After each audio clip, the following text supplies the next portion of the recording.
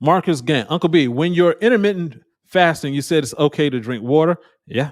Is it okay to still take your vitamins and herbs and African fly? Okay. There are several different types of fasting. And if you're, I mean, there's water fasting, there's juice fasting, there's fasting, the, uh, I want to say this correctly. In the Muslim tradition, from sun up to sundown, you don't eat anything at all. Some people don't drink anything at all. So there are different ones you want to do. So the question is, what is your goal? If your goal is to just do a full, you just want to go hard, you have to be very careful. If you're doing a straight just water fast, you have to be careful. Some people even do dry fast. They don't even drink the water. That's when you start going to the danger zone. You want to be very careful with when you're doing fasting, because if you're not prepared for it, if you don't set yourself up properly, you're going to run into issues. So saying all of that, I would say the best type is to actually have, I drink teas when I'm fasting.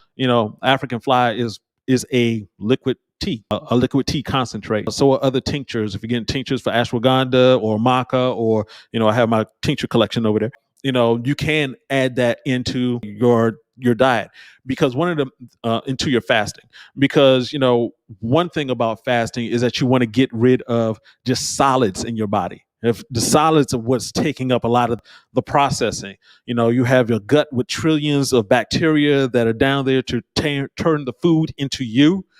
You need to give your gut bacteria a break. So just drinking teas and things like that, you're going to be fine. If you want to do that without turning on your sugar, then drink teas that don't have apple, not apple, but yeah, any fruits in it. That way you're avoiding turning on having glucose being turned on.